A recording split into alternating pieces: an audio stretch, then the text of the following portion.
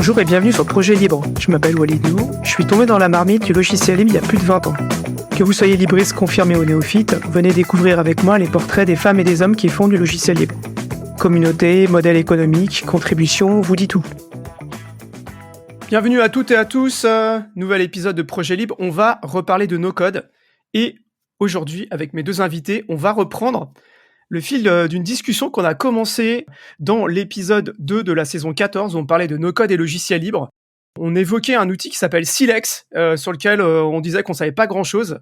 Et ben, ça tombe bien aujourd'hui, puisque pour en parler, j'ai Alex Oyo, qui est le fondateur de Silex. Et pour continuer la discussion, j'ai aussi Alexis Kovalenko, que je vais laisser se représenter après. Donc tous les trois, on fait partie de la communauté no-code francophone. Voilà, et donc ça va être sympa. On va parler de Silex et on va essayer d'en savoir beaucoup plus sur cet outil qui est un outil qui existe depuis très longtemps. Eh bien, Alexis et Alex, il ne faut pas que je me trompe, j'espère que vous allez bien et bienvenue sur Projet Libre. Salut Projet Libre. Merci. Cool. Pour commencer, Alexis, est-ce que tu veux bien te représenter, s'il te plaît, rapidement pour les auditrices et les auditeurs qui n'auraient pas écouté l'épisode sur no-code et logiciel libre? Bah écoute, merci beaucoup Walid encore une fois pour l'invitation et j'ai hâte d'en savoir plus justement sur Silex et sur l'histoire. Moi je m'appelle Alexis, donc je suis un des cofondateurs d'une société qui s'appelle Contournement, où on fait de la formation aux outils no-code, alors plus les outils d'Ops que les outils de site web, etc. J'ai aussi cofondé la communauté No-Code France.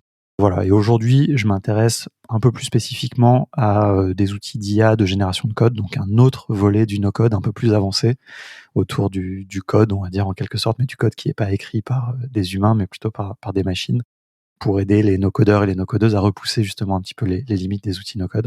Et voilà, et je suis là aussi un petit peu en tant que chroniqueur et archiviste, on va dire, du mouvement no-code. Donc voilà, très content de découvrir ce volet, parce que c'est vrai que Silex, ça fait un moment que j'ai dans mon radar, et j'aimerais bien savoir l'histoire qu'il y a derrière. Eh bien, moi aussi, j'aimerais bien savoir l'histoire qu'il y a derrière, et ça fait longtemps qu'on parle de Silex. Je sais plus quand, Alex, je sais plus la première fois que je t'ai contacté, mais ça commence à faire un bail. Donc, eh ben, écoute, je te propose de commencer par te présenter, s'il te plaît. Avec plaisir. Donc moi, Alex Oyo, j'ai cofondé le studio d'éco-conception Internet 2000 et Silex aussi, il y a bien longtemps, bien avant Internet 2000. Et donc nous, ce qu'on fait actuellement, c'est qu'on utilise Silex pour faire des sites pour des clients. Donc on prend des gens en reconversion professionnelle et on les forme, ou bien des web designers, plutôt designers que web, et on les forme en fait à un outil no-code qui est Silex, et puis à un autre outil no-code, un CMS par exemple WordPress ou Strapi. Et puis on fait des sites avec pour des clients, quoi, et des sites éco-conçus. Donc c'est le grand truc, voilà. Globalement, tu as quel profil, tu as quel bagage un peu, et comment tu as découvert le libre? Alors moi, je suis ingénieur en informatique. Je suis développeur surtout depuis, même avant d'être ingénieur en informatique, évidemment. Et j'ai découvert le libre par hasard. En fait, bon, j'ai toujours aimé évidemment SourceForge, les projets open source, etc. Mais j'ai découvert vraiment le libre avec Silex, en fait. Voilà. Donc c'est l'histoire de Silex en 2002-2003. Moi, je faisais de la vidéo. J'étais à fond sur la détection dans les images, en fait, de vidéos, de tout ce qui était vision numérique, et voilà, et je cherchais du boulot, donc je faisais aussi des filtres que j'essayais de mettre en avant, des filtres vidéo dans des logiciels d'édition vidéo, que j'essayais de contacter des agences pour voir s'il y avait pas moyen de trouver du boulot comme ça. Et puis pour mettre mes vidéos en ligne, les montrer aux agences, et ben j'avais créé un petit programme en Flash, parce qu'à l'époque c'était Flash pour la vidéo sur Internet. Ce petit programme en Flash, il me permettait de mettre mes vidéos en ligne, en fait. Et une fois, j'ai fait une démo à un gars en agence qui s'appelle Paul Guasdoué. Et Paul, il me disait, ouais, donc dans ta vidéo, on n'y voit rien, elle est petite et tout. Donc moi, je fais clic droit, je me login dans mon truc en Flash, et puis j'agrandis la vidéo en drag and drop, tu vois. Bon, je m'étais fait un petit truc pour moi, quoi. Et là, il m'arrête, il me dit, mais c'est quoi ce truc, voilà. Et en fait, lui, en vrai, ce qu'il vendait, c'était des sites, mais dans lesquels il voulait mettre de la vidéo, et c'était hyper compliqué. Il faisait aussi des DVD, des trucs comme ça, des CD-ROM, non, comment on appelait ça? Ouais, des DVD-ROM ou des CD-ROM. CD-ROM d'abord, ouais. Ouais, des CD-ROM avec une interface et tout. Alors, et c'était pour des films et des trucs à gros budget et tout. Et donc, quand il a vu ça, il a dit, ok, bon, là, Moi, ton filtre vidéo, je m'en fous, mais par contre, essayons de faire un truc pour faire des sites. Donc, c'était des sites en Flash à l'époque. C'était pas open source, rien du tout, parce que en fait, j'avais autre chose à foutre que de me demander ce que c'était. On essayait de vendre des sites, quoi. Voilà, fait avec ce truc-là qui était en ligne et tout. Et puis finalement, de fil en aiguille, je me retrouve en fait à discuter avec un mec de chez Apple et qui voit le truc et qui me dit mais là, faut que tu viennes à Cupertino, tu vas nous présenter le truc, quoi, parce que pour nous, ça a du sens, la vidéo, machin. On essaye de. Il y avait QuickTime qui essayait de concurrencer Flash. Moi, je comprends pas trop le pourquoi du comment. Moi, je sors de là, je dis à mon pote, donc Pierre, je lui dis écoute, Cupertino c'est bien, ça doit être en Italie. Moi je connaissais pas du tout ce monde-là. J'ai dit je vais voir ma grand-mère dans le sud en passant, c'est bien, je prendrai le train et tout. Il me dit mais non mais t'es fou là, tu vas aux États-Unis là la semaine prochaine t'es parti aux US en fait. Ah ouais d'accord. Et donc je me suis retrouvé à Cupertino à faire donc au siège d'Apple à faire des démos aux développeurs QuickTime et puis finalement ça monte le responsable de je sais pas quoi et puis au final je me retrouve avec le top peut-être 3 ou 4 d'Apple à faire des démos de mon truc sans savoir pourquoi ils étaient intéressés par ce truc. Au bout d'un moment ça devient plus financier, légal et tout et ils me demandent t'as posé un brevet là sur ton truc non brevet moi non ça coûte de l'argent non moi j'ai pas d'argent nous on fait des sites en fait t'as que le copyright. Alors j'ai dit non copyright je sais pas c'est quoi copyright en fait moi je connais pas. Et là il me dit alors c'est quoi ton business model et je dis nous on vend des sites avec ce truc moi j'en sais rien là vous me demandez des choses. Il me dit mais comment tu veux qu'on investisse de l'argent dans un machin, t'as pas de copyright, c'est déjà en ligne, t'as pas de brevet, t'as rien, tu vois. Moi je lui dis mais vous voulez mettre de l'argent dans ce truc là qu'on a construit. Ah ouais d'accord ok. Donc je suis retourné en France. J'ai dit, écoutez, j'ai rien compris à ce qu'ils m'ont dit. Tout ce que je sais, c'est qu'il faut qu'on trouve une licence ou un truc un peu plus carré parce qu'on participait tous à cet outil, en fait. On a été tous freelance.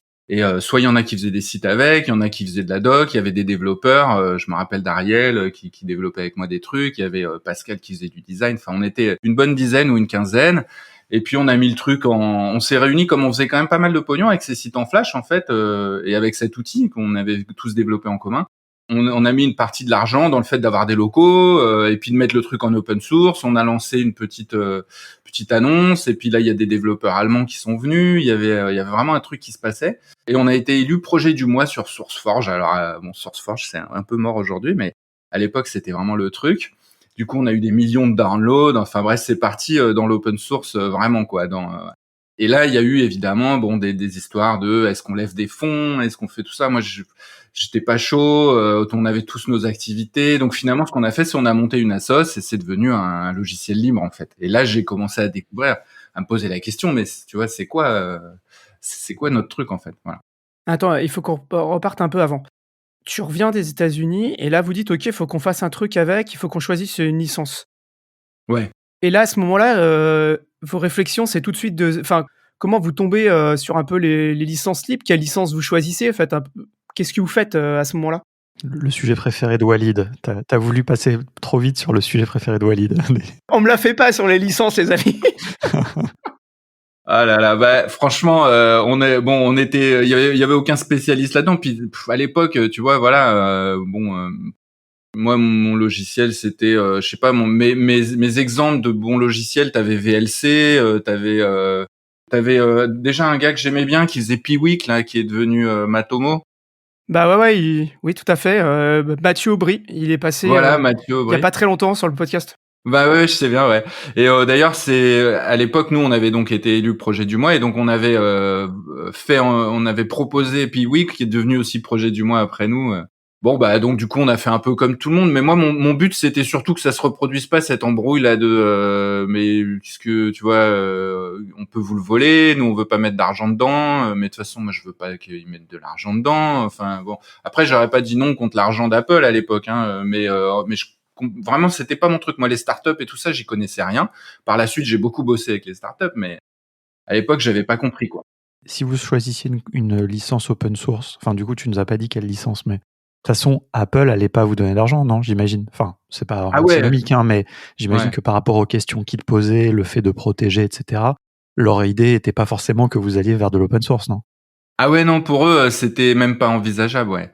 Ouais. Mais en fait eux, ils étaient gênés par le fait que d'autres gens l'utilisaient parce que je l'avais mis en ligne comme ça et puis voilà. Et ça les avait vraiment fait bugger, quoi. Et donc du coup, moi aussi, je m'étais dit: «Mais alors ça se trouve, il faut encadrer ça, qu'est-ce qu'on est?» Et là, je m'étais renseigné, puis il y avait une traction qui se faisait sur le truc, quoi. Et donc on a choisi la GPL, évidemment, parce que c'est la plus cool. Et aujourd'hui, j'ai tout passé il y a un certain temps, parce qu'on a tout recommencé, 3 fois là, c'est la V3 de Silex, à chaque fois on reprend à zéro. Bah, quand Flash est mort, par exemple, Mmh. ce qui est finalement une très bonne chose pour moi parce que j'aime beaucoup le JavaScript, ce qu'il est devenu, mais à l'époque c'était quand même un gros truc, donc on a tout repris à zéro. Et là je l'ai passé en HGPL puisque c'est en ligne, c'est en mode SaaS, voilà, ça a du sens. On a un peu abordé donc, enfin même bien abordé la présentation de ce que fait l'outil, quoi. Le but de l'outil, c'est de faire des sites, en fait, à la base, historiquement. Exactement. Est-ce que c'est toujours le cas? Est-ce qu'on peut expliquer aux auditrices et aux auditeurs un peu l'étendue de ce que fait Silex maintenant? Et quel type de personnes va utiliser, quel type d'entreprise ou d'association, de collectif vont utiliser Silex? Bah oui, alors avec plaisir. Alors en fait, il y a eu donc plusieurs phases. Il y a eu cette phase où on créait des sites, on formait des gens.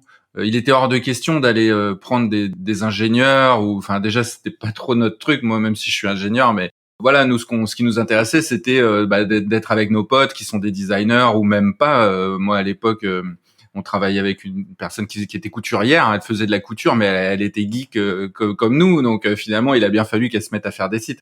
C'est né de là et on était tous freelance, un peu freestyle, tous un petit peu barrés. Voilà, et on a monté une assoce en même temps pour s'occuper, pour avoir le copyright justement, tout ce qu'on n'avait pas avant. Donc on a tout mis au carré et puis après, au bout d'un moment, on a fait donc, ça a bien marché notre activité. On a fait des gros sites pour, par exemple Vodafone, pour, je sais plus, il y avait France Télévisions, des gros machins, quoi. Et on a fait bien de l'argent et tout, mais au bout d'un moment, tout le monde est passé un peu à autre chose. Moi, je me suis fait embaucher dans une grosse boîte. Tout le monde a fait ses trucs. Et Silex est resté là. On a continué. Alors certains étaient moins investis, tout ça, mais c'est devenu en fait vraiment la chose de l'association. Et l'association est devenue donc Silex Labs est devenue une association qui aidait en fait les gens de quartiers sensibles à comprendre c'est quoi le web design, c'est quoi les métiers du numérique, et puis finalement à peut-être se trouver un boulot autre que cariste ou manutentionnaire, quoi. Et là, c'est devenu une autre dimension. Donc Silex, c'est vraiment bien aussi pour ça, pour apprendre en fait, pour se former au web design et pour comprendre c'est quoi les différents, c'est quoi un site internet, pourquoi c'est compliqué de faire un site internet et qu'est-ce que ça implique comme métier. Donc ça, c'était le gros changement, mais qui reste dans l'ADN de Silex. Et puis au bout d'un moment, au bout d'une dizaine d'années que ça marchait comme ça, on a aidé pas mal de gens à avoir des métiers plus sympas avec une perspective. Et puis dans le numérique, c'est quand même cool de pas se péter le dos à faire des trucs. Bon, même si on finit quand même par se péter le dos, hein. Mais et donc voilà, et au bout d'un moment, moi j'ai monté une boîte là qui s'appelle Internet 2000, et puis on s'est demandé, nous on voulait faire des sites éco-conçus parce que c'était pour nous un peu évident. Et puis on a tout testé, on s'est dit finalement pourquoi pas aller vers du propriétaire, on n'a pas les moyens, on est une petite agence, on commence, c'est nos fonds propres, on veut pas voilà, c'est vraiment, on est indépendant. C'est peut-être plus raisonnable de faire comme tout le monde, d'aller soit vers du WordPress, vers du SaaS, vers je sais pas, du Webflow. Et on a testé, et en fait, déjà au niveau éco-conception, les sites sont lourds, ils sont complètement bloqués. Ouais. Tu peux rappeler ce que c'est que l'éco-conception, s'il te plaît? Pour les gens qui Ah ne oui, sauraient pas.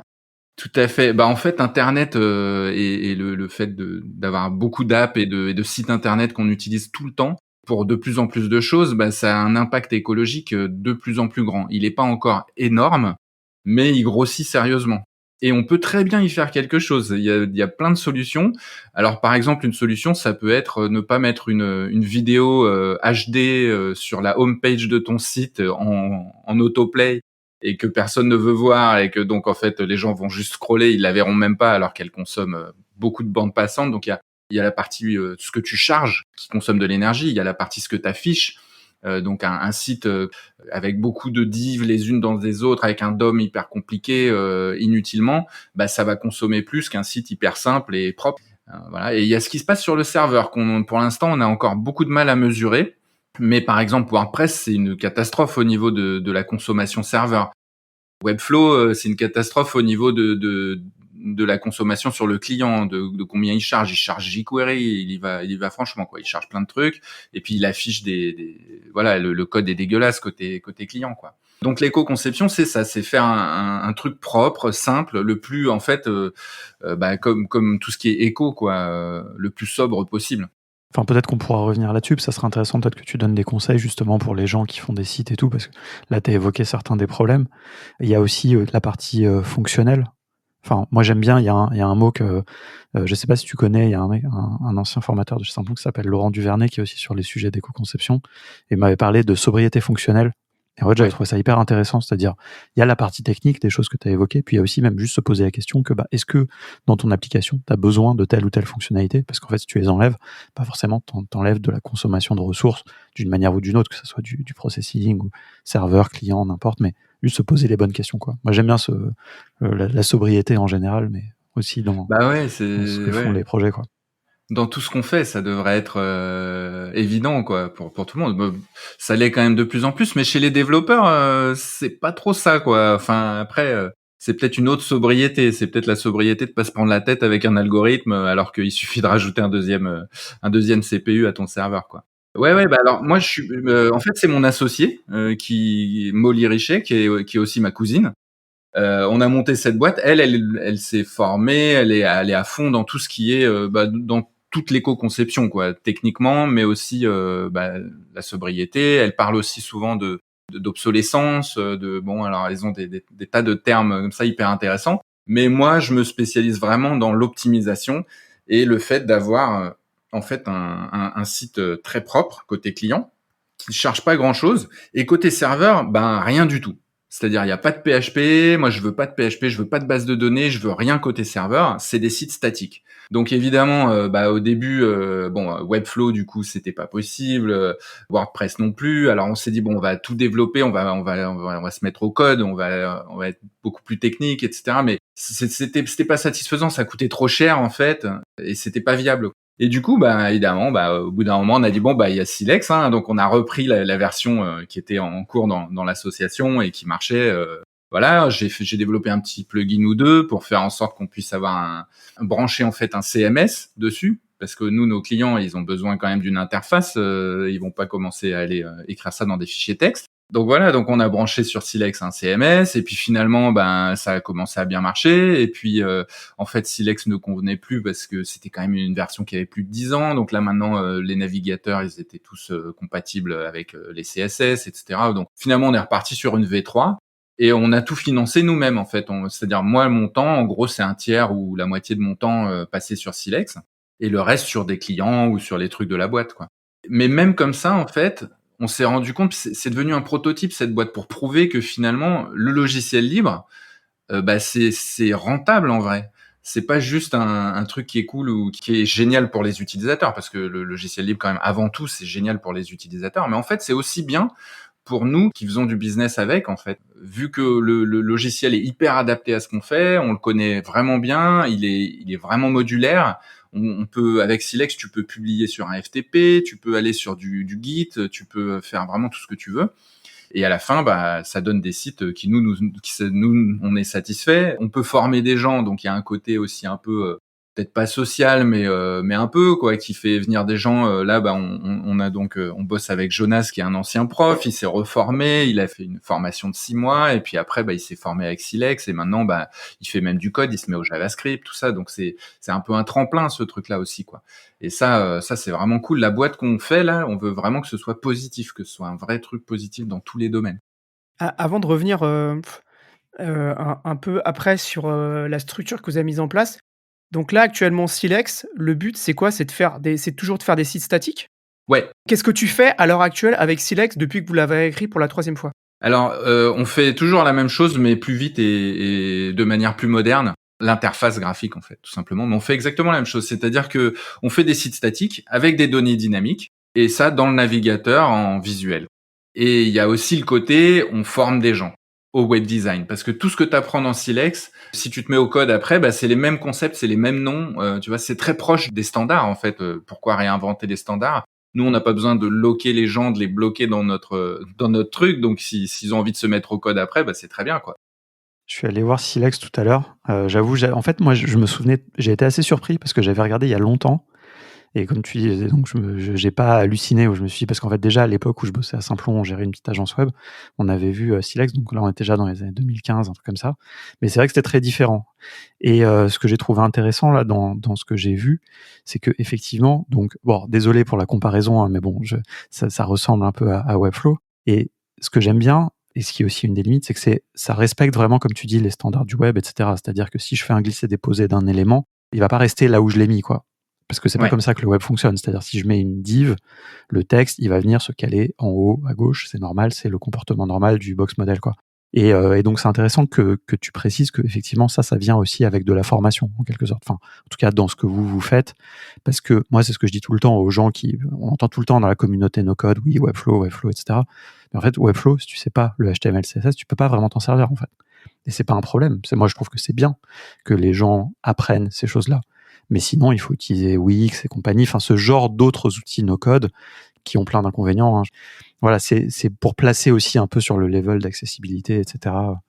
Mais moi, je pense qu'il faut respecter justement la manière dont fonctionne le web, quoi.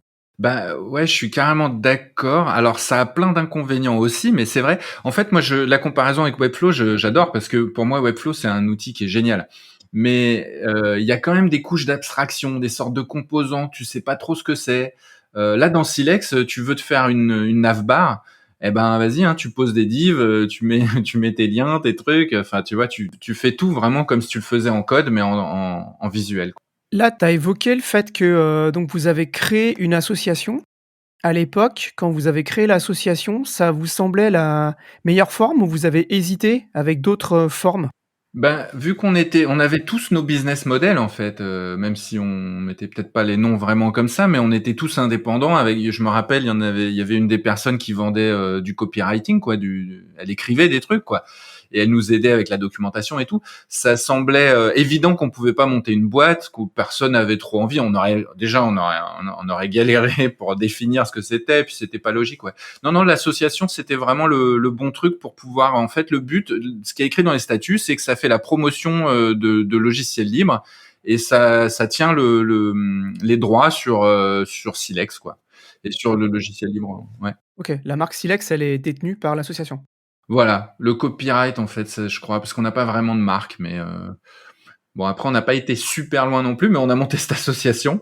Et voilà, et c'est devenu en fait, au bout d'un moment, on faisait la promotion d'autres logiciels libres, comme Axe par exemple, le langage de programmation. On animait en fait, on faisait la promotion de Axe en fait. Et puis d'autres trucs, il y avait d'autres logiciels libres à d'autres époques. Mais en fait, rapidement, au bout d'un moment, c'est devenu vraiment de l'inclusion quoi. On a été à Trappes, on a été à Argenteuil beaucoup, on a été un peu partout dans la banlieue, et en fait on avait des budgets, on avait 3 employés quand même à un moment sur Silex Labs, et on faisait plusieurs ateliers, genre je crois un atelier par semaine où on allait, alors c'était pas mal de boulot, hein, les bénévoles étaient très sollicités, mais il y avait beaucoup de bénévoles et on allait dans les banlieues. Alors du coup c'était des développeurs qui allaient dans les banlieues pour montrer un peu c'est quoi le web design et tout ça. Et c'est vrai que d'ailleurs c'était marrant parce que les ingénieurs ils étaient pas toujours à l'aise quoi. Mais c'est bien aussi pour la mixité justement d'amener des développeurs et des gens qui ont moins l'habitude en banlieue, ça peut faire partie du projet quelque sorte, dans l'autre sens, quoi. C'était génial, ouais. D'ailleurs on était beaucoup chez Simplon aussi à un moment. On était à Montreuil. On avait nos locaux à Montreuil alors l'association. On était en face de chez Simplon. Bah, je me disais forcément là avec l'activité, mais on s'est pas croisés à l'époque, mais peut-être que c'était au Non. début. Non, mais après on a animé des trucs, mais à un moment chez Simplon, mais voilà, ouais, non, effectivement, on s'est pas croisés. Mais c'est le même, oui, je pense qu'on a un peu, toi et moi, la même mission peut-être un peu dans la vie voilà quoi, d'ouvrir des portes en fait, un petit peu, tout simplement, quoi. Tu as dit, le modèle qu'on a, il permet de montrer qu'on peut faire, de l'argent avec du logiciel libre. C'est très intéressant parce qu'il y a pas très longtemps, j'ai regardé une conférence du fondateur de Nextcloud, Fosdem, où il expliquait, toute l'histoire de Nextcloud avec le fork de OnCloud et tout, et comment en fait, il arrive à faire du business avec un modèle qui n'est pas un modèle open core quoi, avec un modèle, où le code est libre, 100 du code est libre quoi. Et j'ai trouvé ça hyper intéressant, donc j'aimerais que tu développes un peu là-dessus. Parce que justement, en fait, actuellement, pour énormément de gens, la voie à suivre, c'est l'open core, quoi. Donc pour les gens qui voient pas l'open core, c'est le cœur de l'application, le cœur du logiciel, il est libre, sous une licence libre. Et après, à côté, il y a une version qui est propriétaire, donc avec des parties du code qui sont propriétaires et qu'en général, on peut avoir à travers une souscription, quoi. Donc en fait, finalement, à la fin, on se retrouve à utiliser un logiciel propriétaire et et les sociétés qui font ça sont toujours tiraillées entre, d'un côté, il faut qu'il y ait des choses dans le cœur de l'application pour que les gens puissent l'utiliser, quoi. Mais d'un autre côté, les fonctionnalités importantes, faut pas les mettre dans la partie open source, qu'il faut que les gens ils prennent des licences. Et donc, est-ce que tu pourrais juste un peu détailler là-dessus ce que tu disais tout à l'heure là, sur le fait de dire on peut faire de l'argent avec le logiciel libre et en vivre? Ouais, et c'est même, moi j'en ai toujours été persuadé, mais c'est même, je pense, le meilleur moyen. C'est-à-dire que c'est le plus logique en vrai.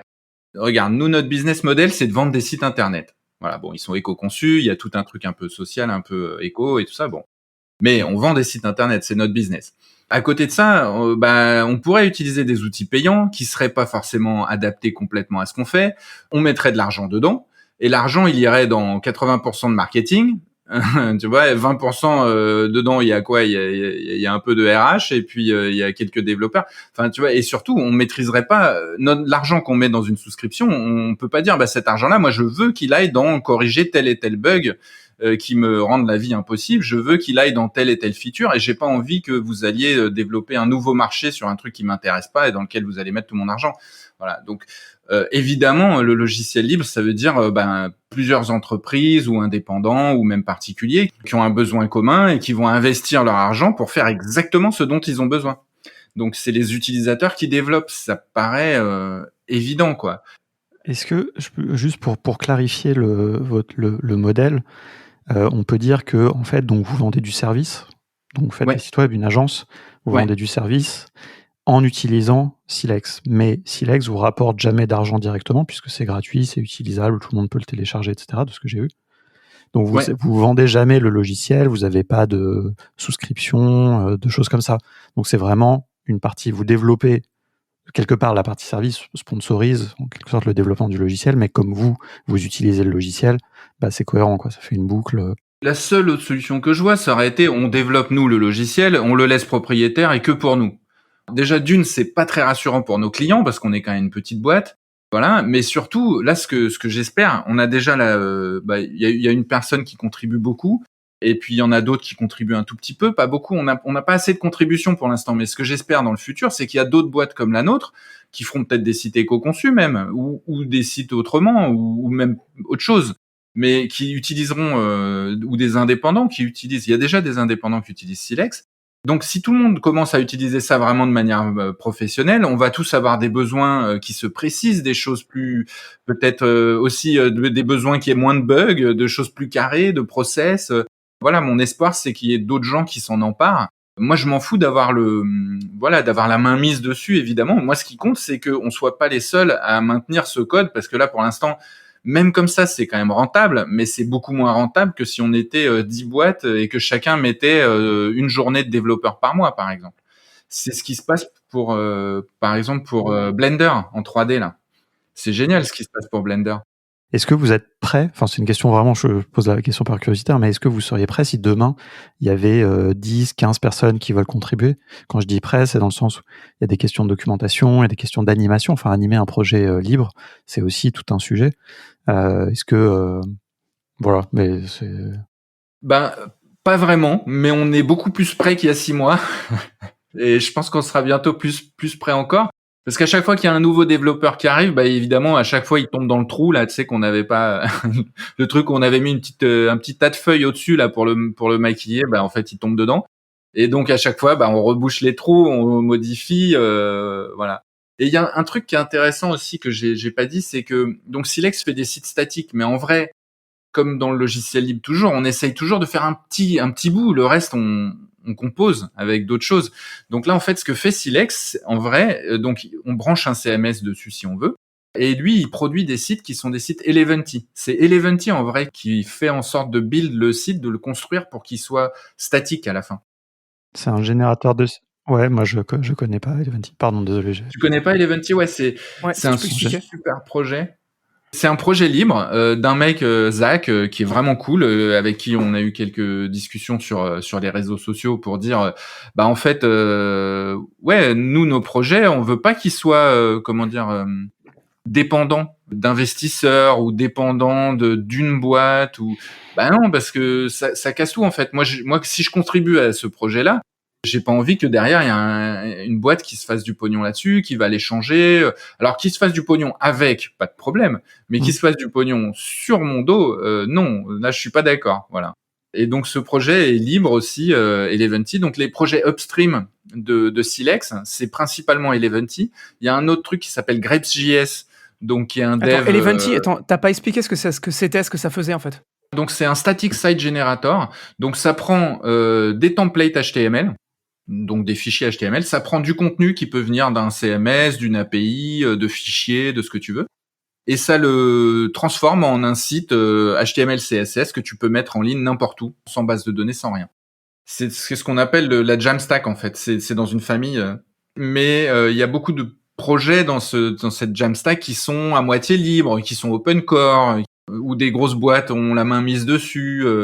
Voilà. Et par contre, moi je fais vraiment attention à ça, c'est-à-dire que Silex il dépend de projets qui sont libres, qui sont indépendants. À part une chose, à part un seul projet pour l'instant, mais qu'on pourra dégager quand on pourra, c'est GitLab. Il n'est pas entièrement dépendant de GitLab, mais la version en ligne qu'on file gratuitement et qui est hébergée par l'association d'ailleurs, donc sur v3.silex.me, là-dessus, c'est GitLab qui nous permet en fait de ne pas héberger. C'est GitLab qui charge d'héberger les sites, qui se charge aussi d'avoir les fichiers pendant dès qu'on fait save, ça va sauver sur ton compte GitLab. Donc nous, Silex, on n'a rien. C'est l'utilisateur sur son compte GitLab qui a tout. Et d'ailleurs, on voit tout.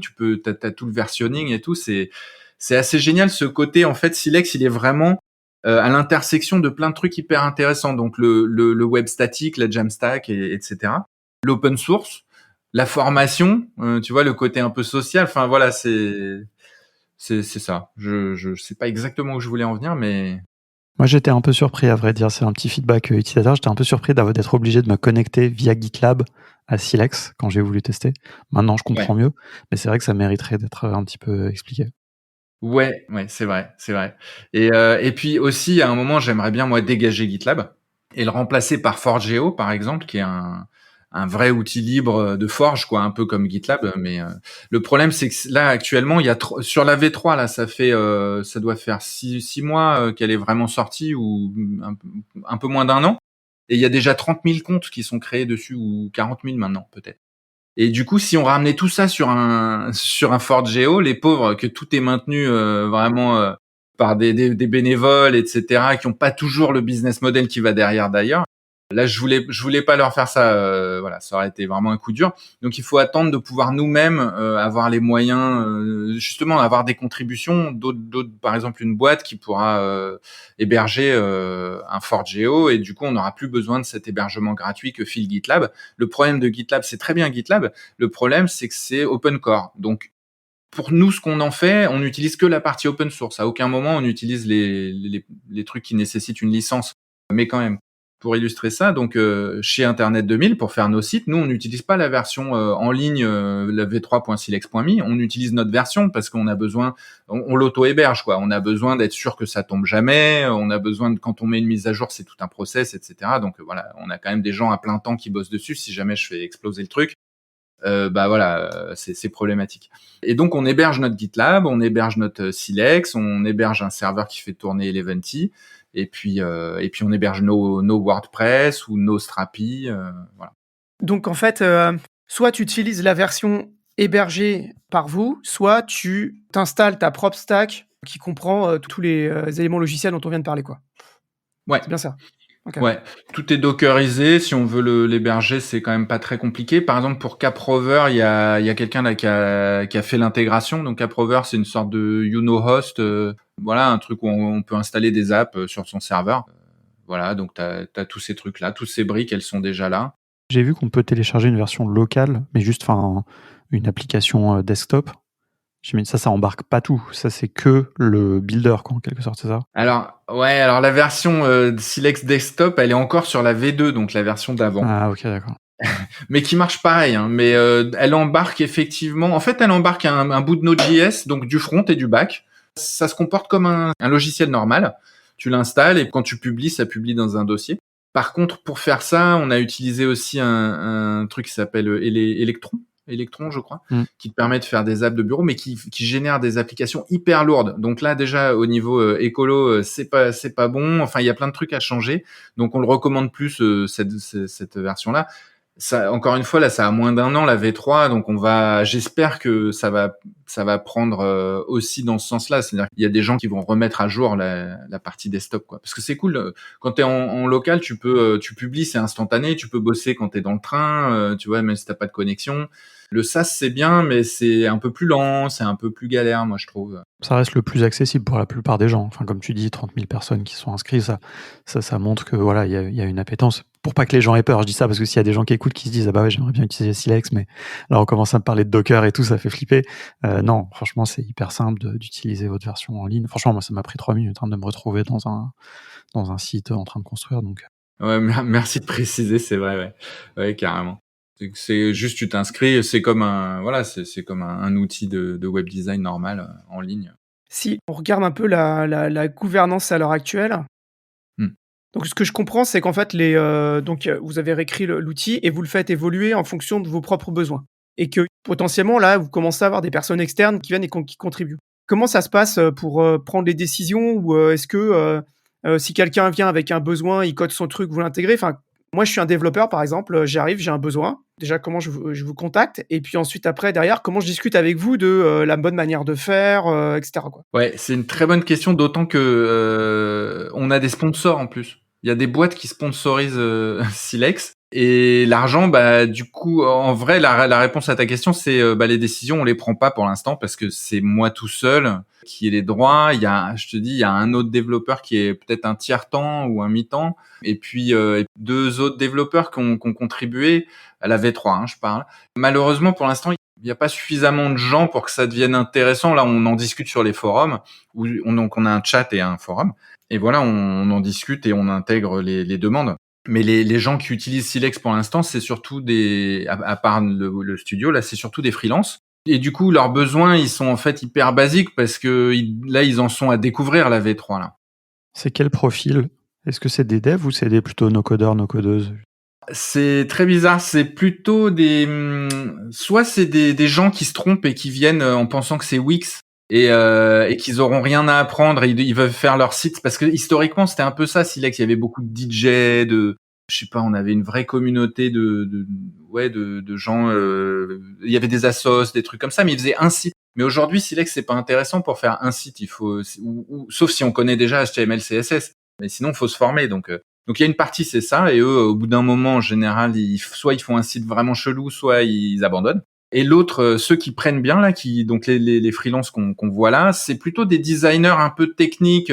C'est marrant, hein, mais c'est un peu les anciens flasheurs, quoi.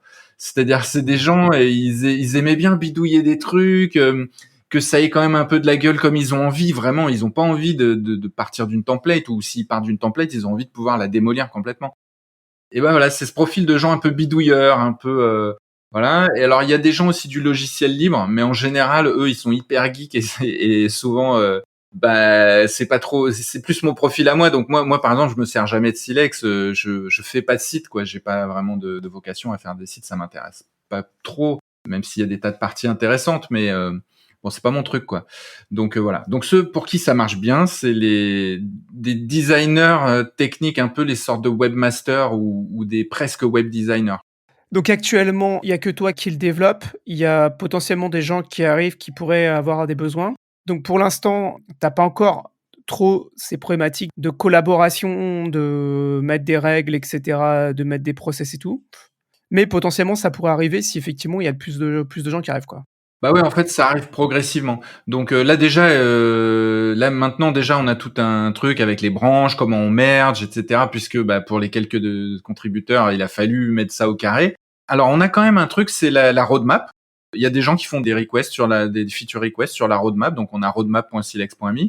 Et là, moi, je maintiens à jour. Un tel est en train de bosser là-dessus. Moi, je suis en train de bosser là-dessus. Donc ça, c'est à jour. Il y a moyen de voter pour les éléments. Puis à un moment, il y a cet argent de sponsor qu'il faudra distribuer. Donc moi, ce que j'ai annoncé sur la roadmap, c'est quand on arrive à 10 votes pour un truc, on va mettre l'argent des sponsors, on va le mettre sur une récompense à la personne qui développe ça, quoi. Les sponsors, ils vous donnent de l'argent pour faire vivre le projet ou ils vous donnent de l'argent pour développer des choses, de ce que je comprends, c'est une manière juste de faire vivre le projet, quoi? Alors, il y en a, je me rappelle plus quelle boîte exactement, mais je sais qu'il y a une boîte, c'était plus pour de la visibilité sur le site, je crois. Enfin, j'ai pas trop compris. C'est une boîte de développeurs, là, ils font, c'est Bearsdev, je crois. Ça s'appelle, c'est une sorte de SS2I, en fait, de ESN, là, mais américaine, quoi. Voilà. Je sais pas exactement pourquoi ils donnent, en fait, franchement. Et l'autre boîte, c'est Pooter. Donc, c'est un OS libre et open source dans le navigateur. Et là, le gars du projet, il aime Silex. On a interagi. Voilà, il attendait rien de particulier, mais ce que j'ai fait, c'est j'ai développé quand même. C'est hyper simple, hein, mais j'ai mis un Silex dans Pooter. Donc maintenant, Silex, c'est l'éditeur officiel de site de Pooter, l'OS. Et ça se marie très bien. Comment ils te donnent de l'argent? Par quel moyen? Sur Open. Open Collective? Comment t'as dit? Open Collective? Oui, Open Collective, ouais, c'est ça. Ouais. Ah, tu vois comment moi je suis pas, je suis pas du tout. J'ai pas. Et il y a même des gens qui ont donné un peu de pognon, donc c'est bien, c'est cool parce que. Mais il faut maintenant. Moi, je me sens pas de dire ok, on va le mettre là-dessus ou tu vois. Voilà. Donc je sais pas combien il doit y avoir. Il y a moins de 10 000 euros, quoi. Il doit y avoir 5 000 euros ou un truc comme ça. Et donc à un moment, quand ça prendra, quand il y aura du monde, moi je serais pour que chacun donne son avis, tous les gens qui participent, et qu'on s'organise pour que les décisions soient prises de manière commune. On peut se servir de l'association. Moi je suis président de l'association. L'association elle fait plus du social, donc c'est voilà. Et encore en ce moment, on n'a plus de salariés. Il y a depuis le Covid là, il y a presque plus rien qui se passe. Mais voilà, on peut se servir de ça. Il n'y a pas beaucoup de décisions à prendre pour l'instant, donc voilà. J'ai hâte de voir ce que ça va donner, en fait. Moi, mon idéal, ce serait une sorte de Blender, là. Vous voyez comment marche Blender, voilà, ça c'est.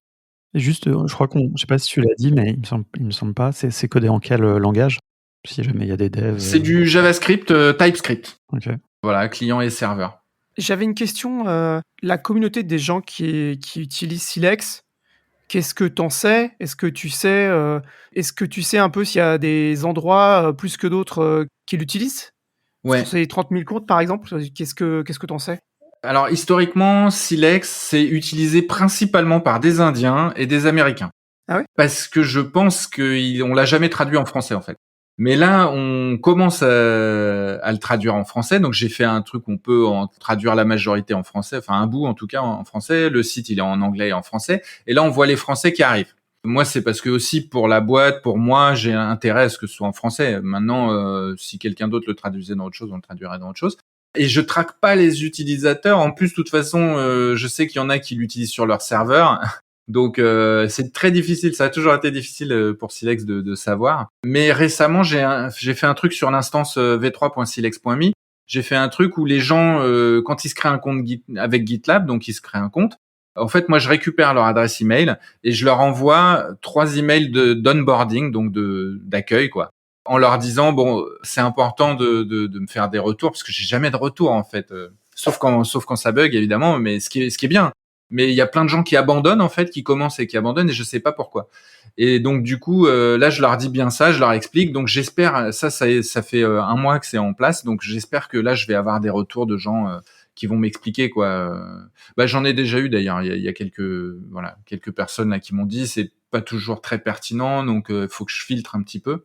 Mais j'espère améliorer l'outil comme ça. Tu as un canal sur le Slack de No Code France, si je dis pas de bêtises, et tu fais des lives aussi maintenant. Ouais.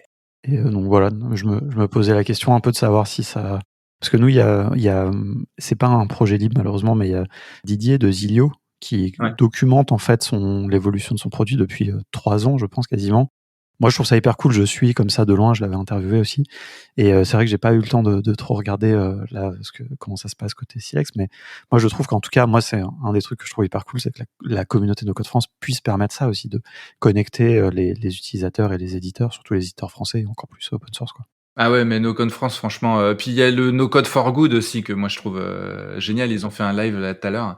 Ouais, alors, bah, en plus, ce qui est marrant, c'est que donc, le live là sur, le Twitch de No Code France, on le fait avec mon pote d'enfance Brice et qui suit, Silex. Il est designer, hein, donc, il est devenu web designer, avec le temps et voilà et on fait ça ensemble donc c'est un plaisir et effectivement, en fait, ce qu'on fait, c'est on accueille des gens qui connaissent pas bien Silex mais qui connaissent un autre outil, par exemple WordPress ou Webflow ou des trucs comme ça.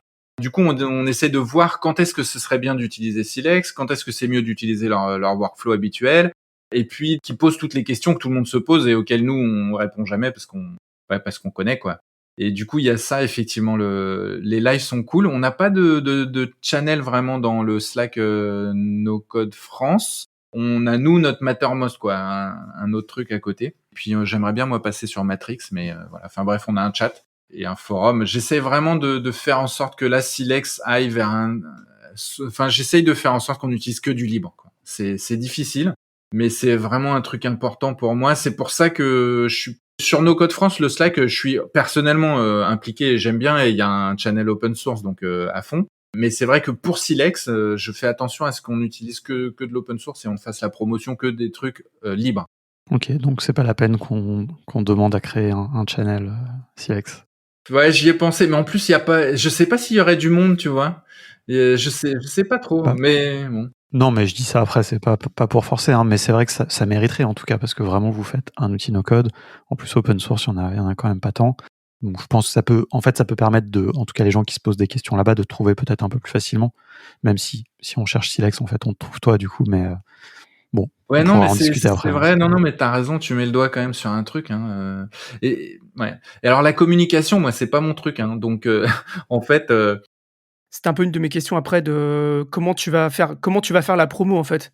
Parce que finalement, de tout ce que tu nous dis, c'est quand même assez loin, en termes de philosophie de tous les outils qu'on peut trouver à l'heure actuelle, qui sont plutôt, on fait un outil, on lève de l'argent, on fait plein de communication et puis il faut être le plus fort du monde le plus vite possible. Ce qui est pas exactement, ce que tu fais toi et donc en fait, voilà, la question c'était plutôt, bah, comment tu peux te faire connaître, en fait? bah, moi, honnêtement, je compte sur tout le monde. Je compte sur les autres. C'est aussi pas d'une qualité exceptionnelle. Bah, c'est du logiciel libre, donc en fait, les fonctionnalités que moi j'utilise, je les développe. Les fonctionnalités que quelqu'un d'autre utilise va les développer. Mais par exemple, l'interface graphique, il y a personne qui se prend trop la tête à faire des belles choses, quoi. Donc c'est du logiciel libre. Donc c'est pour ça que ça décolle pas aussi. Là, je vois, il y a d'autres outils open source, open core qui font un peu la même chose. Et évidemment, il y a des investisseurs, il y a des trucs, donc la com, elle est au carré, et ça prend. Les gens, ils adorent ça. Moi, j'ai du mal à comprendre ça parce que c'est pas dans leur intérêt, en fait, évidemment. Moi, quand je vois un truc hyper léché avec une super pub sur Facebook, je sais que cette pub sur Facebook, c'est moi qui la paye si jamais j'utilise le logiciel. Donc c'est pour ça que j'ai du mal à saisir, mais ouais, la communication dans Silex a jamais été. Il y a personne qui a jamais communiqué dessus, quoi. Hein. Voilà. Donc, je compte sur vous. Ouais, déjà en faisant ce podcast, c'est une occasion. Moi, en tout cas, je trouve que la V3, de ce que j'ai vu, et franchement, j'ai vraiment pas eu le temps malheureusement de tester plus que ça, mais je trouve que ça vaut le coup parce que moi je sais qu'il y a beaucoup de gens, souvent c'est une question qu'on nous pose dans la communauté. Oui, comment faire pour utiliser des outils open source, des choses qu'on héberge, notamment des gens qui travaillent avec des assos, enfin il y a cet enjeu et je trouve que là la V3, en tout cas de ce que j'ai vu, vraiment répond à ce sujet avec effectivement une petite courbe d'apprentissage, mais qui est assumée et qui, pour des gens qui veulent faire des choses un peu poussées, et il y en a plein dans la communauté No Code France, hein, qui ont des bases qui sont assez solides pour les amener à utiliser des outils comme Silex, je trouve que ça vaut le coup, quoi. Ah bah, ouais, merci. Et puis moi, mon but étant que, on soit pas les seuls à développer, Silex, en fait, je passe quand même pas mal de temps à faire du support. Et là, notamment sur No Code France, il y a une personne là qui m'a contacté en me disant, «Ouais, je galère un peu là avec Silex, j'ai fait un truc pour un client, mais je sais pas trop». Bah, je l'ai vu en visio, quoi. On s'est vu, moi je prends le temps. Franchement, j'adore faire ça en vrai, hein, c'est pour ça aussi. J'adore interagir avec les gens. Est-ce que tu as des petits contenus de formation, des choses comme ça? Enfin, j'ai vu sur le site qu'il y a un petit onboarding, Ouais. mais est-ce que c'est des choses, est-ce qu'il y a une Silex Academy? Est-ce que Non, pas du tout, mais ce serait vraiment cool. Il y a pas mal de docs. Il y a pas mal de docs. Il y a ces émissions là qu'on fait une fois par mois, donc ils sont tous Ouais, je m'étais quand même pris la tête à faire. On avait non, c'était pas une prise de tête en fait. On avait fait des ateliers comme ça. On faisait un atelier par mois et du coup sur un thème précis à chaque fois. Et ça fait une documentation vidéo. Il y a aussi la documentation texte. Cool. Là récemment, là il y a un freelance là qui m'a Emmanuel, il m'a contacté, il m'a dit ouais j'ai une question et j'ai vu que juste avec la doc sans avoir demandé rien à personne, il a quand même réussi à faire un site et franchement avec un CMS et tout, il a branché le CMS tout ça juste Trop en bien. lisant la doc. Il est un peu doué quoi, je pense, mais ça se fait. Mais sinon tu demandes sur les forums. L'heure passe, il y a une dernière, question que je voudrais te poser, importante. Quels sont un peu tes défis, les challenges que tu vois là pour les mois, années à venir en fait? Je pense que vraiment le seuil critique du nombre de boîtes qui l'utilisent pour leur activité principale, donc soit des freelances, des PME, voilà, ou des agences. Le jour où on a atteint un seuil critique, ça va permettre de développer Silex beaucoup plus vite. Et c'est important quand même d'arriver là à un moment parce qu'il y a des challenges du style à la fois sur la rapidité à laquelle tu fais un site, le fait de progresser plus vite au début, etc. Il y a quand même du boulot là-dessus. Puis il y a l'intelligence artificielle. Là, il y a des trucs de ouf à faire. Ce serait trop bien d'avoir un. Alors, il y a WeWeb, ils font un super truc. Il y a plein de gens. En plus, c'est très bien de pas être les premiers parce que, en fait, il y en a plein là qui ont fait des trucs qui sont un peu moyens. Mais du coup, en prenant un peu de partout, on aurait moyen de faire un truc de fou et du coup de générer peut-être ou de se débrouiller pour avoir plein de templates parce que les gens adorent les templates et puis que même c'est marrant. Donc en fait moi mon objectif ce serait que tu te balades sur le web, il y a un site qui est fait avec Silex et ben tu puisses le forquer en fait tout simple si la personne l'autorise, tu puisses le forquer dans ton Silex, que les templates ce soit juste les sites de tout le monde. Voilà, essayer de revenir un peu à ce web où on est tous dedans quoi. Finalement, moi ça me dérange pas que quelqu'un prenne mon site, il change les couleurs. Pourquoi quel est le problème quoi. Donc ce serait ça. En fait, c'est réussir. Il y a le Web 3 aussi qui est marrant là avec tout ce qui est distribué. Enfin voilà, moi j'ai hâte qu'on sorte de cette phase où en gros là je maintiens le truc un peu tout seul. Il y a heureusement il y a Olivier qui m'aide, qui a mis temps là-dessus, tout ça. Mais on n'est pas nombreux quoi. Et le moment où ça va pouvoir évoluer plus vite, ça va être plus marrant parce que on va faire de l'innovation. Et Silex à la base c'est de l'innovation. C'était avant Wix, on faisait des trucs déjà de drag and drop dans le navigateur. Donc voilà, je pense qu'il y a moyen d'innover, de faire chacun d'avoir son business model et de faire de l'argent, et d'avoir notre logiciel qui nous correspond et qui correspond exactement à ce dont on a besoin. On fout pas du pognon dans le marketing s'il vous plaît. Et puis voilà quoi. Je m'aperçois que j'ai oublié de te poser une question quand tu as commencé, donc c'était 2002-2003, un truc comme ça? Ouais, ouais. Qu'est-ce qu'il y avait comme outil à l'époque, pour faire des sites? Bah, il y avait un début de WordPress. Il y avait pas YouTube. Voilà, il y avait pas Wix, il y avait rien dans le navigateur, il était hors de question d'avoir du drag and drop ou du visuel en fait. Donc il y avait rien. En fait, la première version de Wix c'était une sorte de clone quasiment celle avec laquelle ils ont levé des fonds, hein, pas celle qui a vraiment cartonné par la suite, mais c'était inspiré de Silex la première version de Wix.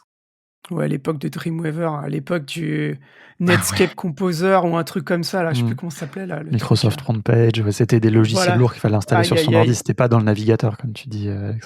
Ouais, puis il y avait pas ce truc qui est sympa dans le no-code, quoi, qui est tu manipules des choses complexes, mais t'essayes quand même de faire en sorte que ce soit sympa, que ce soit simple. Les front pages et tout, là, c'était du code, quoi, mais c'était des éditeurs de code, mais t'avais une preview, quoi, voilà. Mais c'était avant le no-code, mais j'ai toujours regretté de pas être plus visionnaire ou de pas avoir été plus nombreux à donner leur avis parce que finalement le no-code, quand le no-code est arrivé, je me suis dit ben voilà, ben c'est ça qu'on fait, c'est ça qu'il faut faire. Et voilà. Eh ben, ça tombe bien, pour finir, je vais te poser, 2 questions. La première, c'est qu'est-ce que tu dirais à une personne qui fait du no-code ou du low-code pour parler de pour présenter, Silex? Bah, je dirais que si la personne veut faire des sites performants qui peuvent se déployer partout, où il n'y a pas de problème de sécurité et avec le CMS de son choix, et ben ouais, faut y aller et faut contribuer et faut faire en sorte que Silex réponde à ses besoins. Et qu'est-ce que tu dirais à une personne qui n'a pas de grandes compétences en informatique, mais qui quand même veut faire un site et qui découvre Silex? Ah, malheureusement, j'ai beaucoup souvent, je dois décevoir un peu les gens en disant Si tu ne dois faire qu'un seul site, il faut pas te mettre à Silex. Si tu dois en faire 3, 4, alors là, oui, il faut te mettre à Silex. Ou alors, si t'as même pas de site à faire, mais que tu veux te former au web design, au CSS, au code ou au web design, et ben là, par contre, c'est un très bon choix, quoi. Je pense que Silex peut être un super outil pédagogique, hein. Moi, c'est des discussions que j'ai déjà eues avec, j'ai travaillé dans une école de code et je regrette vraiment que tous les bootcamps de code n'utilisent pas des outils type Silex ou des outils no code pour proposer cette abstraction. Parce qu'au début, quand on part de zéro, apprendre le code, c'est dur. Et donc, en fait, juste apprendre les concepts, le HTML, le CSS, mais les implémenter dans un outil visuel, bah, c'est génial, quoi. Et là, en l'occurrence, vraiment, je trouve que ce qui est bien avec l'interface de Silex, tu vois, c'est que quelque part, elle est quand même épurée, puisque vous n'avez pas non plus implémenté plein de choses qui sont pas forcément très utiles et que voilà, c'est aussi par rapport aux moyens que vous avez. Mais donc du coup, ça fait qu'elle est très brute et pure en même temps, quoi. Alors que bon, Webflow, c'est un peu devenu, c'est trop, il y a trop de choses dedans, quoi. Puis comme tu dis, c'est pas exactement le même niveau d'abstraction, même si les deux sont proches du code, mais vraiment comprendre des divs dans des divs, des choses, le box model, des choses comme ça, bah, moi je trouve que c'est vachement mieux avec des outils visuels que en tapant du code, au début en tout cas, hein. Mais bon, les écoles de code ne sont pas d'accord avec moi a priori parce qu'aucune n'a choisi de ce parti pris. Tant pis pour eux, mais en tout cas, voilà, là, je trouve que ça peut être un super outil pédagogique, quoi. Ouais, moi, je l'ai fait beaucoup, ça, d'initier des gens qui sont vraiment loin des gens pour qui Internet, c'est Facebook, en fait. Ou TikTok maintenant, sans doute, j'en sais rien. Mais tu vois, et ça marche bien parce que effectivement, en fait, ils posent un truc, ils changent la couleur et ah ouais. Et là, tu leur montres, tu le mets en ligne. Ah bah, tu peux y aller sur ton téléphone. Ah waouh, ah ouais, là, ça change tout. Alors donc, n'importe qui peut mettre des trucs sur Internet, en fait. Bah ouais. Et là, ça ouvre des portes. Et effectivement, après le box model et tout ça, bon, alors là, voilà, une fois qu'ils sont là-dedans, c'est en général, ça se passe très très bien, quoi. Ouais, ouais, je suis assez fan aussi. On arrive à la fin là. En guise de conclusion, je voulais vous laisser à tous les 2 un mot de la fin. Voilà, si vous avez quelque chose à dire, Alexis, est-ce que tu veux commencer et quelles sont tes impressions? Est-ce que tu veux faire passer un message à propos de ce qu'on tu entendu, et de ce que tu as vu sur Silex? Bah, c'était super intéressant et je suis content parce que du coup, ça me donne l'occasion maintenant, à partir de maintenant, j'ai pu faire une mise à jour et donc pouvoir suivre un peu l'histoire à partir de là. J'irai demander hein, la création d'un petit canal, je te laisserai pas le choix sur Yes. le Slack de Ok. No Code France et on pourra suivre. Non, mais moi j'aime bien vraiment pouvoir suivre, j'ai pas le temps, puis je fais pas beaucoup de sites web. Mais mon mot de la fin, ce serait peut-être que moi je me suis repris de passion à faire des sites statiques en fait depuis 1 an, grâce au LLM en réalité. Voilà, parce que j'ai plus le temps ni le courage de toute façon de coder les choses moi-même.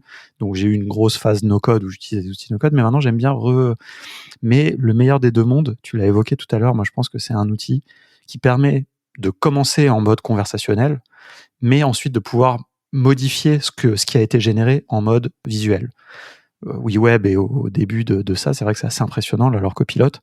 Si vous arrivez à faire un truc comme ça, parce que j'imagine hein, que c'est compliqué techniquement, etc., mais là, c'est vrai que je pense qu'il y a un truc très chouette à faire, et voilà, où on mélange le meilleur des deux mondes, on abstrait un peu, et tout en donnant aux gens des possibilités de faire des choses intéressantes, quoi. Alex? Ben ouais, ben on partage vraiment la même vision parce que moi ça me paraît être l'évidence. C'est pas compliqué à faire, hein. C'est vraiment pas compliqué à faire un outil comme ça hybride qui permette vraiment d'aller dans le détail de ce qu'a généré de ce qu'a généré l'IA quoi, de pouvoir la modifier après. Enfin bref. Et de pouvoir faire des templates, faire des trucs. Bon, ça va être super marrant. On va y arriver. La question c'est quand. Voilà. Donc moi le message que j'aurais à passer c'est il faut enfin je veux dire Internet c'est de la contribution quoi. Internet il y a pas photo, c'est de la contribution, on l'a fait tous ensemble, on l'a pas fait en concurrence, on l'a fait tous ensemble donc il faut continuer. Voilà, il n'y a pas mieux pour un utilisateur que de maîtriser ses outils et de choisir où va le temps et l'argent qu'il met dans un outil. Enfin, je veux dire, c'est la liberté de base, quoi. Donc, logiciel libre à fond. Méfiez-vous des trucs bizarres qui se passent en ce moment avec des licences bizarres qui vous limitent dans certains cas, etc. Il n'y a aucune concession à faire. Il suffit de faire nous-mêmes nos outils. L'argent que vous mettez dans un outil SaaS, mettez-le dans un outil libre et puis utilisez l'outil libre ou même ne mettez pas d'argent, mais mettez-y du temps. C'est encore mieux. Si vous l'avez, ça c'est bon, c'est vrai que c'est difficile. J'ai une dernière question, est-ce que je peux, Walid? Parce qu'en fait, ça me fait penser à un truc, c'est-à-dire que, comme tu dis, moi je pense que c'est hyper important d'avoir des alternatives libres, et sur pas mal de segments des outils no-code, ça commence à se développer.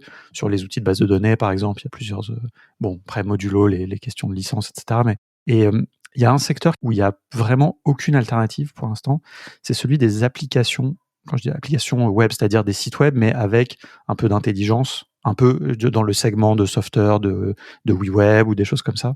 Est-ce que ça, c'est un truc vers lequel vous pourriez aller, tu penses? Ou toi, ta vision quand même, c'est les sites web et vous n'avez pas envie d'avoir des boutons et de faire de la programmation, enfin, tu vois, qu'on puisse construire des choses un peu plus intelligentes avec Silex? Pour l'instant, je pense pas, mais évidemment, on a des demandes clients, évidemment, on a des envies et tout. Par exemple, dans Silex, c'est hyper simple aujourd'hui de construire du Vue.js. Donc, le dashboard de Silex, il est créé avec Silex et c'est du Vue.js. Mais il y a moyen en clic simplement. Donc, il y a quelques trucs encore à, tu vois, en tout cas, il y a des choses à faire. Il y a des choses à faire. Après, si ce que tu veux, c'est vraiment une application métier moche mais qui marche, il y a des trucs comme AppSmith. AppSmith, par exemple, que j'aime beaucoup. Ouais, ça c'est Ouais, mais top. AppSmith, c'est pas très accessible, c'est très low code quand même de ce que j'ai vu. Ouais, ouais, tout à fait. C'est Ouais, low c'est un code. peu violent. Si je devais le caricaturer, moi je dirais, je rêverais, entre guillemets, c'est pas très sympa pour eux peut-être, mais d'un software open source, quoi. Parce que ce software, je trouve que c'est vraiment le bon niveau d'accessibilité. C'est très, je parle pour les no-codeurs et no-codeuses, hein. C'est-à-dire que n'importe qui, enfin pas n'importe qui, toujours un peu de formation, mais peut construire des petites applications simples, mais voilà, bon. Ouais, mais moi j'aimerais bien, en tout cas, mettre du Vue.js et que ce soit vraiment les composants, en fait, les web components natifs dans les navigateurs devraient faire partie de Silex puisque ça fait partie des standards, donc ça devrait être supporté par Silex. Donc ça, c'est un truc.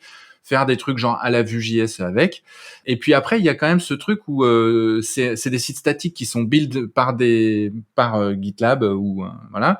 Et à cet endroit-là, on peut insérer beaucoup de choses en fait. Par exemple, du NoCoDB.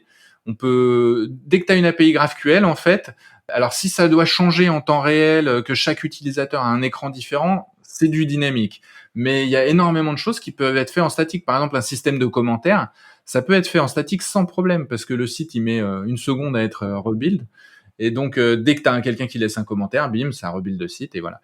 Et donc, il y a beaucoup de choses, je pense, qu'on pourrait déjà faire. Voilà. Moi, en fait, la vraie limite, ce serait peut-être le statique. C'est là où je me tâte, c'est que je suis pas chaud pour faire vraiment du dynamique. Mais avec du statique, même si tu as des apps un peu intelligentes sur le front, on peut aller super loin, je pense. Je suis chaud, moi, pour expérimenter, de toute façon. Cette vision sur le statique, moi je trouve que, enfin, je pense que pour les gens qui sont pas techniques, c'est peut-être un peu difficile à appréhender, mais je trouve ça hyper efficace. Moi, il y a un truc vraiment je trouve ça très beau le fait que tout soit, mais bon, bref, on va rentrer là-dedans, mais on pourra en reparler. Je pense que cette discussion est très intéressante et que vous allez la continuer à un moment ou à un autre. Mais malheureusement, il va falloir qu'on arrête. Ça fait déjà Oh. 1h10 qu'on parle. Oh. Moi, mon mot de la fin, c'est que à chaque fois, quand je regarde les outils no-code, et ben, tous les outils open source ou à peu près open source, et ben, c'est tous des outils commerciaux avec en mode open core ou un truc comme ça. Et à chaque fois, je râle parce que, et ben, en fait, on n'a pas d'outils communautaires. Tu vois, si tu veux un ERP, ben, un ERP open source, tu peux prendre un ERP open core type Odoo, mais tu as des ERP genre Dolibar. Et Dolibar, c'est un ERP cool, il est communautaire, il a un fonctionnement complètement différent et tout. Et en fait, dans les outils no code ou low code open source, bah, ils sont open source, quoi. Il n'y a pas de truc communautaire, quoi, tu vois. C'est un peu le truc que j'aimerais avoir, quoi. Tu vois, j'aimerais avoir des outils un peu chouettes où il n'y a pas forcément une boîte derrière et puis il n'y a pas un truc tout bizarre. Donc, je suis assez content qu'on ait pu en parler. Ouais, donc c'est cool. Et je voulais savoir s'il y a des gens qui sont motivés par te contacter, Alex. Où est-ce qu'on te contacte? Alors, soit sur le chat de Silex, donc sur le site Silex, tu as des liens vers, voilà, il y a un formulaire de contact dans le site Silex, et puis il va y avoir un channel sur No Code France, probablement sur le Slack de No Code France à un moment, et voilà. Ouais, ouais. On peut te contacter par Mastodon aussi, non? Mastodon aussi, ouais, carrément. Et faut pas hésiter à me contacter parce que moi, voilà, c'est mon bébé. On l'utilise aussi professionnellement. Il faut qu'il y ait plus de gens qui l'utilisent et il faut qu'il y ait plus de gens qui contribuent. Donc voilà quoi. Ouais. OK. Je mettrai, les infos dans la transcription et les show notes de l'épisode. Voilà. OK. Et ben, merci à tous les 2, Alexis, Alex, merci, pour cette, discussion. Ça fait longtemps qu'on discutait de faire un épisode. C'était, vraiment très intéressant. On est revenu aux racines d'internet et c'est très cool. Donc, comme d'habitude pour les auditrices et auditeurs de Projet Libre, eh bien, n'hésitez pas à partager cet épisode et à faire des commentaires, pour dire si vous allez ou vous utilisez Silex ou si ça vous a donné envie de l'utiliser. Voilà. Merci beaucoup. À bientôt, pour des nouvelles aventures, autour du no-code et du logiciel libre. Et puis, ben, Alex, j'espère, qu'on se croisera un jour en vrai, dans la vraie vie, voilà. Et Alexis, à bientôt.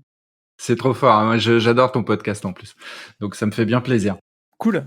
Et ben, bonne soirée, à bientôt. Merci beaucoup, à bientôt. À bientôt.